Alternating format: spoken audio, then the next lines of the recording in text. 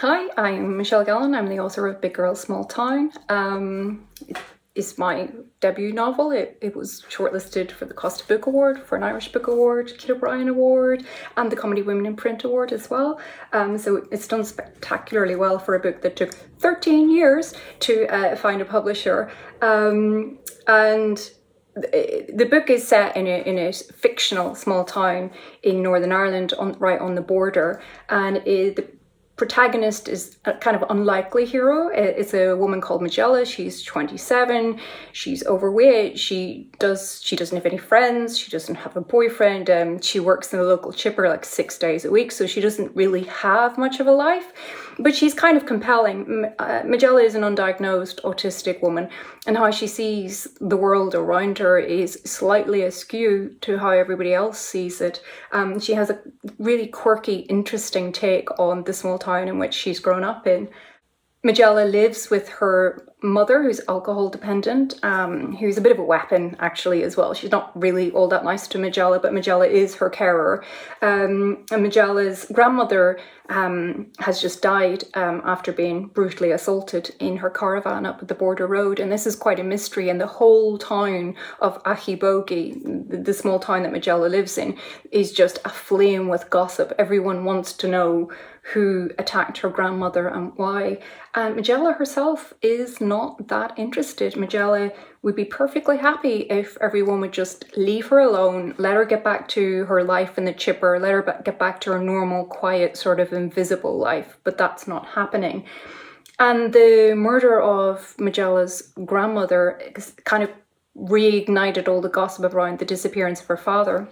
So Magella's father disappeared years and years previously, and nobody's ever quite sure what happened to him.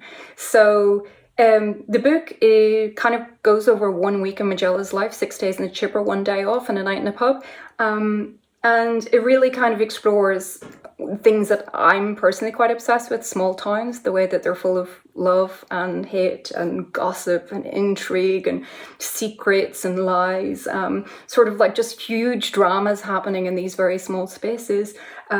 So I really super enjoyed writing the book. It was an absolute thrill to be inside a head as interesting as Magella's and be in her body. She's quite a strong, big woman. So it's been quite successful, and the audiobook was recorded by Nicola Coughlin from Dairy Girls, and it's darkly humorous. It sounds kind of depressing, but I think one of the really important things in the book is the way that people in the book really do use humor as a kind of coping mechanism. It's kind of like you can use pills or you can use alcohol maybe to relieve your pain sometimes, but definitely using humor as a coping mechanism is something I saw a lot of growing up in Northern Ireland, and it's something I still use in my life. Make a joke rather than feel sad. But yeah, so I'm going to do a few readings from the book. There'll be just kind of extracts that I kind of really enjoy. I really enjoy the scenes in them, so I hope you will too.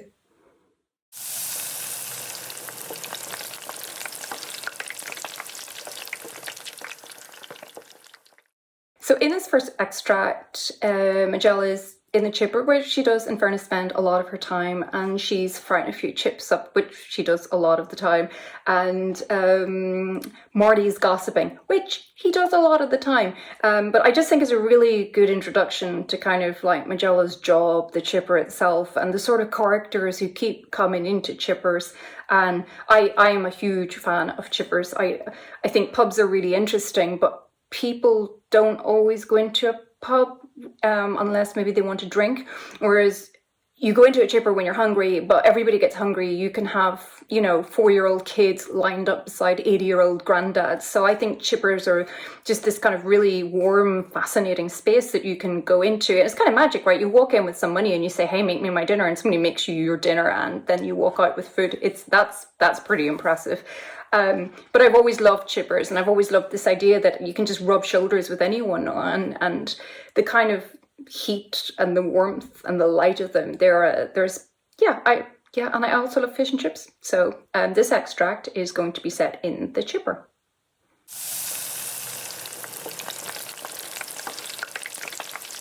Magella shook the chips in the fryer to make sure they'd get cooked all the way through. She liked this bit. Marty wasn't as particular as her about the chips being done evenly, which bugged her. He shouted up from the counter, "3 more chips for the McHughes there, Jelly." And a minute later, he sidled down with what she'd learned was his gossipy head on him. "Now, don't turn and gawk, will you? But take a look at who young Breda Farren's in with." Marty dandered past Magella and she waited 10 seconds like he'd taught her before turning to glance into the takeaway. She guessed that the only girl in the shop, the wee thing with a man old enough to be her father, was young Breda Farren. Magella knew that after they were gone, Marty had dropped by to fill her in on the latest scandal. Magella wasn't like Marty. He knew everyone in the town. He knew who was bucking who had bucked who, and who wanted to buck who. He knew who was drinking, smoking, swallowing or injecting what, and he often knew the where and the when. He always had an opinion on the why. Magella eyed the chips. They looked done, so she raised them up and she shook the worst of the oil back into the fryer. She bagged up the order and she brought it to Marty at the counter. He rang up the sale while keeping up an easy flow of chat, something Magella could never do. After they left, Marty leaned on the counter and put one hand on his hip. "You probably don't know your man Duffy now works in the bank out over the bridge." Magella shook her head in order to allow Marty to continue. "Of course he says he's dropping Miss Farren off home after babysitting and getting a takeaway for the wife. But did you notice he got young Breda her supper too? I bet you his wife's chips get cold while he's getting hot in the back of that nice new Land Rover." Magella didn't know how Marty could tell all of this from serving chips to 2 strangers standing in a shop for 10 minutes. And she didn't care if he was right or wrong, for what did these 2 people mean to her? But she wondered what he told other people about her ma, her da. She sometimes wondered if he knew where her dad gone. I mean, for all she knew, the whole town knew where he was, and it was just her and her ma who didn't. That was often the way of it. Magella thought of wee Roisin Murphy. She'd always come into the chip shop after the bingo on a Thursday to get a battered sausage supper for her old mummy, Mary Murphy. Marty'd always try and slip a wee free sausage into their parcel, and after they left, he'd comment yet again to Magella about what a shame it was that the child didn't know that her mammy was really her granny and her sister Rose was actually her mammy and the down prostitute. For Rose had Roisin so young that her mother had stepped in to rear the baby as her own. The whole town knew about Mary and Roisin and Rose, except for Roisin. Magella didn't understand all this pseudo-secrecy, the stories people told. She liked things straight. But things weren't like that in Achibogi. It was a town in which there was nowhere to hide, so people hid stuff in plain sight.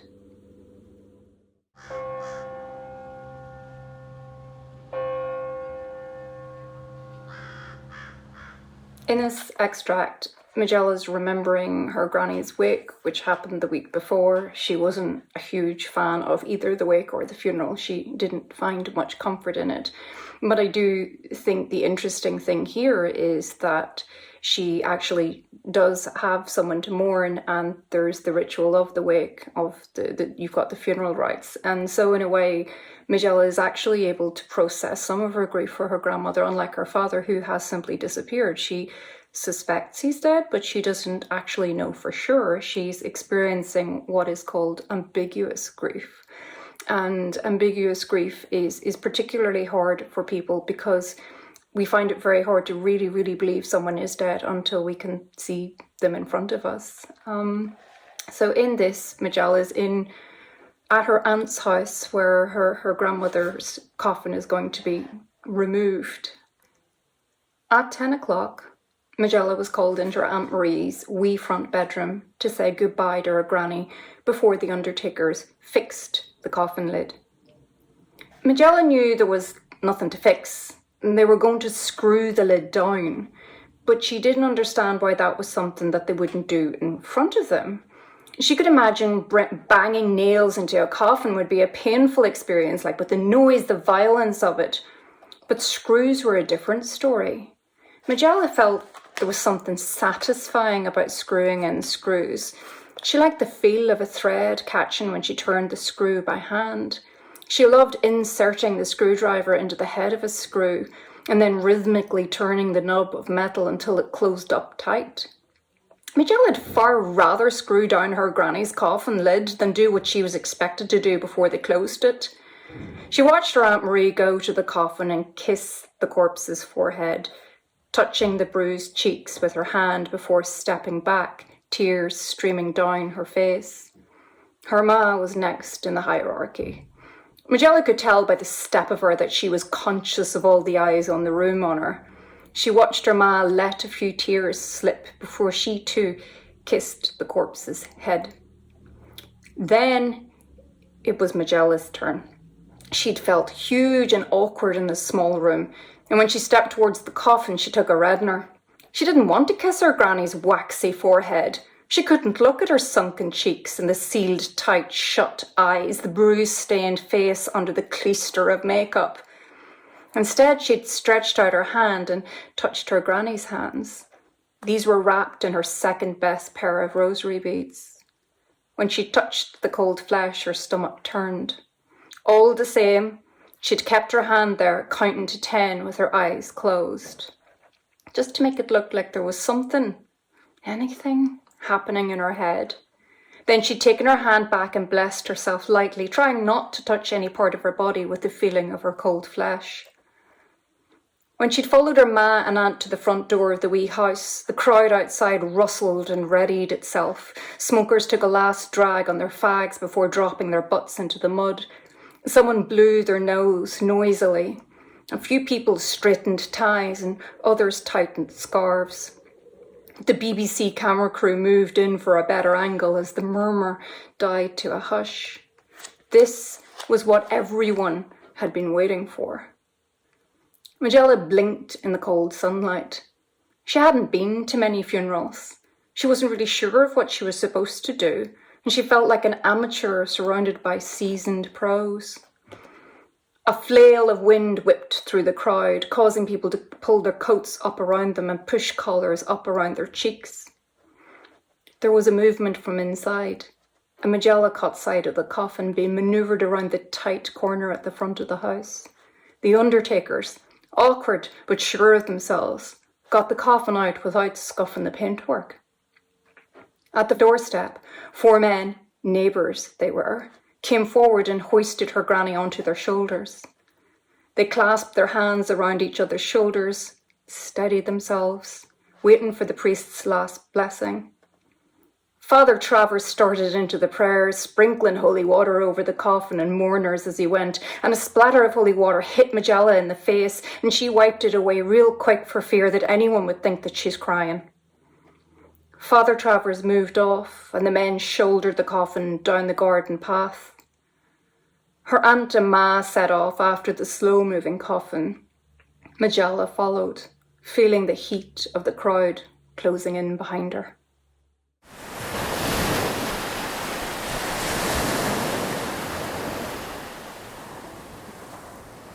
In this extract, Majella's working in the chipper, but as quite often happens, she's remembering something from her past, and in this case it's the only family holiday her and her ma and her da ever took, where they managed to get a week in a caravan down in Bundoran.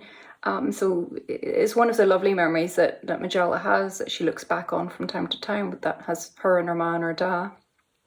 But she's in the chipper, and she's just able to kind of go invisible for a little minute, to step away from what's happening around her and think about something that she loved. Majella was sweeping out the back of the chipper. She had a bad belly on her with the cramps, and she couldn't be doing with facing the ones out front, even if it was quiet. She'd already swept the storeroom and left the door open to air it out a bit. Jan Paul was at the Friars, and Marty was holding the fort at the front of the counter, admiring Breda McIlvaney's tan. "That's some colour you have on you the night." "It's not bad, is it?" "'Tis not indeed. And that didn't come out of a bottle now, did it?" Majella always wondered how Marty knew the difference between the ones who'd plastered on the fake bake and the ones who'd gone away to see the sun. "Did not? Not unless you can squeeze 2 weeks in Bangkok into a bottle. Jesus Christ, I don't imagine they can. Marty and Breda stood cackling together. Majella was curious about Bangkok. She thought it had an unfortunate name, like Muff outside of Derry, but then they probably made the most of it, like Muff with its Muff Festival and its Muff Diving Club. Muff wasn't blessed with the weather, however. Majella reckoned Bangkok was sunny enough if the colour of Breda McIlvanney was anything to go by.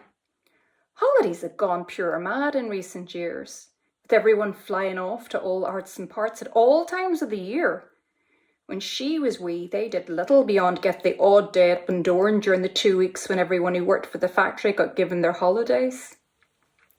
She remembered the proper holiday that they'd had the once, after her dad fixed up Brian Carey's old Ford so it could manage a trip to England and back. In return, Brian had offered her dad the loan of his caravan at Bundoran. Majella remembered him lanting home with a red bucket and a blue spade in either hand, which he'd raised triumphantly in front of her and her ma. We're going on our holidays. Her ma had been sitting at the kitchen table drinking a mug of coffee. Holidays? Like we can afford to be gallivanting off on holidays? Brian Carey's given me the keys to his caravan for factory week. We'll have the whole place to ourselves. Has caravan up in Bundoran? Aye. Majella remembered the thrill that had gone through her. A caravan at the beach. Hardly Tenerife, is it? Majella saw the sparkle fade in her dad's eyes. Her ma cracked on regardless. Where's he off to that he doesn't need his keys? He's taking Caroline in the wains to see his brother who has the cancer over in Dagenham. Her ma had sniffed at that and taken a gulp of coffee. That was when Majella's dad given her the red bucket and the blue spade. And Majella had taken them outside to the concrete backyard and she'd practiced digging sand just so she could be ready. In the end, even her ma warmed up to the trip and she'd taken herself off down the town and bought some new clothes, and Majella remembered her laying out a collection of short shorts, pretty t-shirts and mini skirts. By the time they climbed into her da's wee car, ready to start the drive to Bundoran, her ma was in great form. She was all smiles and lipsticks, blinking behind her new sunglasses, waving at the neighbours. Majella was sitting in the back of the car with her red bucket and blue spade, feeling self-conscious in a pair of tight pink shorts that her ma had forced her into. They played the radio loud the whole way down, her ma singing, the windows open, the sun shining fit to split the stones. They'd stopped for ice cream in some wee town and dandered around licking their cones. When they arrived in Bundoran, Majella's da parked the car outside the caravan and they all stood by as he opened the door. Then Majella's ma had rushed in, pulling off her sunglasses. Majella had followed, clutching her bucket and spade. The caravan had smelt funny, kind of damp, fishy. There was a tang of gas in the air that caught at the back of Majella's throat. But none of that mattered. They were on holiday with the sun shining and the soft fists of the sea all around. And the ladyboys, you wouldn't believe the cut of them. They were all over the shop at Pat Pong's. Put you to shame with how gorgeous they are. Ah, now, Breda. Us Irish fellas want the real thing. The real thing. Majella glanced up at Marty and Breda, still carrying on at the front counter, then back down to the pile of dirt in front of her brush. I'm toilet them fellas is even better than the real thing.